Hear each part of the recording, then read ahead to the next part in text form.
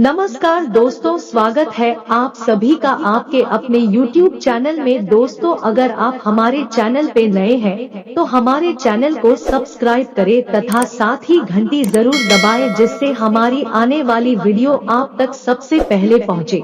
बेटा मेरा है तुम्हारा नहीं भाग एक, क्या थी संजना की गलती। मोबाइल चलाते रहने से किताबें पढ़ना ज्यादा अच्छा लगता है मुझे। प्रणय आउट ऑफ स्टेशन थे और किताबें पढ़ पढ़ कर मैं ऊब चुकी थी, तो यूं ही मोबाइल पर फेसबुक खोलकर बैठ गई। कुछ लेखिकाओं की कविताएं और गजलें पढ़कर मन खिल उठा, लेकिन जैसे ही आगे बढ़ी मन खिन्न हो गया कि कैसे कैसे लोग हैं दुनिया में। मूर्ति टाइप फोटो डालकर लिखते हैं कि तुरंत लाइक करो, जय श्री राम लिखो तो तुम्हारे बिगड़े काम बन जाएंगे, या फिर कोई अच्छी खबर सुनने को जरूर मिलेगी। कोरा झूठ। ऐसा भी कभी होता है क्या। फोन बंद करने ही लगी थी कि सोचा चलो जरा अपना फेसबुक अकाउंट खोलकर देखती हूँ। बहुत समय हो गया देखे। सच में पुराने कुछ फोटोज देखकर मन चिहुक उठा और मुंह से निकल गया, अरे मेरे बिट्टू के बचपन की तस्वीरें। कुछ ही पलों में मैं पुरानी यादों में खो गई। जब मेरा बिट्टू 2.5 साल का था तब मैंने उसके कई फोटोज यूं ही निकाल लिए थे। कहाँ भी था प्रणय ने कि क्यों इतने गंदे संदे चेहरे का फोटो ले रही हो, जरा तैयार तो कर दो पहले। तो मैंने कहा था यही तो खुशनुमा यादें बनेंगी। अब सच में इन्हें देखकर और भी कई यादें ताजा हो गई। इस फोटो को देखो, कितना पाउडर पोत लिया था उसने अपने चेहरे पर, तभी एकदम जोकर लग रहा था और मैंने झट से उसकी फोटो क्लिक कर ली थी। और यह उसका नींबू खाते हुए कैसा बंदर सा मुंह बना लिया था और हम हंस कर लोटपोट हो गए थे। मजाल थी जो ड्रेसिंग टेबल पर मेरा कोई भी मेकअप का सामान सही सलामत रहे, इसलिए सब कुछ छिपा कर रखना पड़ता था मुझे उसके डर से। आज भी याद है मुझे उसका वह प्यारा प्यारा मुखड़ा, पतले पतले लाल लाल अधर, तीव्र चितवन, काले काले भ्रमर के समान बाल और उस पर उसकी प्यारी प्यारी तोतली बातें। खूब पटकर बोलता था और अब देखो कितना शर्मीला हो गया है। उसके फोटो पर कितने सारे कमेंट्स और लाइक्स आए, तभी दिखाऊंगी प्रणय को, फिर देखना कैसे उनका भी चेहरा खिल उठेगा। मन हुआ क्यों न ये सारे फोटोज फिर से फेसबुक पर अपलोड कर दूं। कुछ ही देर में बिट्टू दंदनाता हुआ मेरे पास आकर कहने लगा कि क्यों मैंने उसकी ऐसी बकवास फोटोज फेसबुक पर अपलोड कर दी। उसके सारे दोस्त तले ले बिट्टू बाबू, सोना बच्चा कह कर उसका मजाक बनाकर हंसे जा रहे हैं। उसकी बातें सुनकर मुझे भी हंसी आ गई। मैं बोली हाँ तो क्या हो गया, हंसने देन, वैसे तू लग ही रहा नन्हा सा छोटा सा बाबू। तो मेरी बात पर वह और बिदक उठा और आप भी न मां कहकर वहां से चला गया। वैसे तो उसका नाम रुद्र है, पर अभी भी वह मेरे लिए मेरा छोटा सा बिट्टू ही है।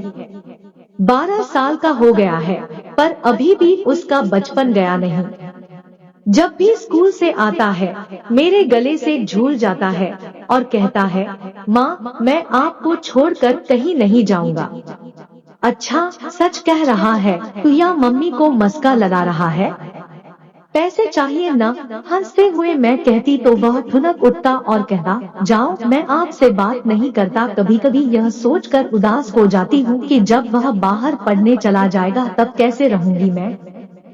कभी लगता है बच्चा बड़ा ही क्यों होता है, बच्चा ही रहता तो कितना अच्छा होता, लेकिन ऐसा संभव नहीं।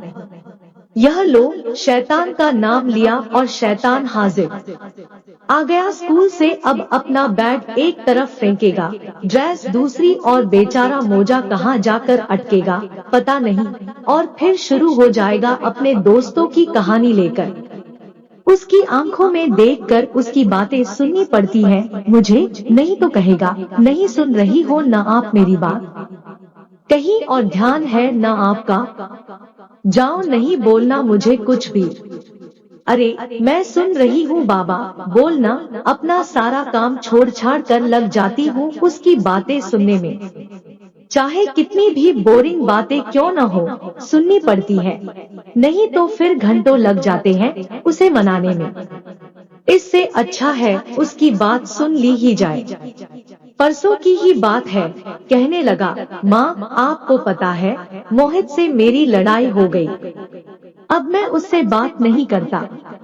अरे नहीं बेटा, दोस्ती में तो यह सब चलता रहता है। इसका यह मतलब नहीं कि एक दूसरे से बात करना ही बंद कर दे।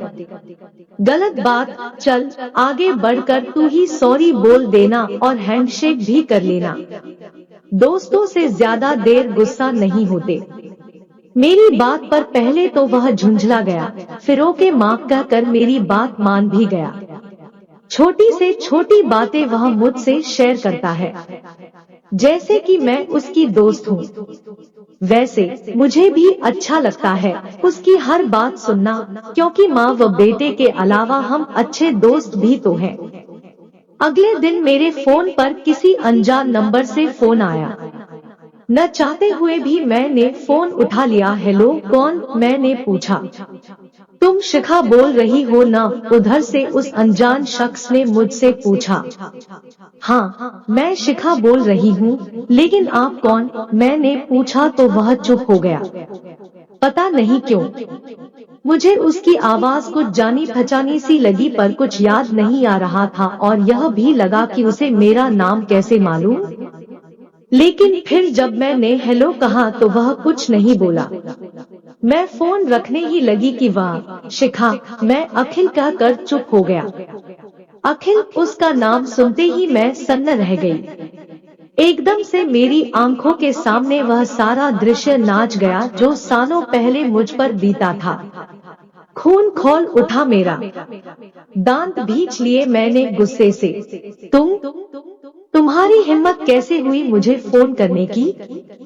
जरा भी शर्म है तो फिर फोन मत करना, कहकर मैं फोन काटने ही लगी कि वह कहने लगा, प्लीज प्लीज शिखा, फोन मत काटना। बस एक बार मेरी बात सुन लो। वो बिट्टू, मेरा मतलब है तुम्हारे बेटे की फोटो फेसबुक पर देखी तो रहा नहीं गया, इसलिए फोन कर दिया। बहुत ही प्यारा बच्चा है।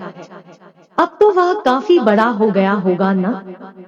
तो दोस्तों इतना ही था पार्ट 1 तथा नेक्स्ट पार्ट बहुत जल्द ही आएगा। अगर आपको वीडियो अच्छी लगी है तो हमारे चैनल को सब्सक्राइब करें तथा घंटी जरूर दबाएं। धन्यवाद।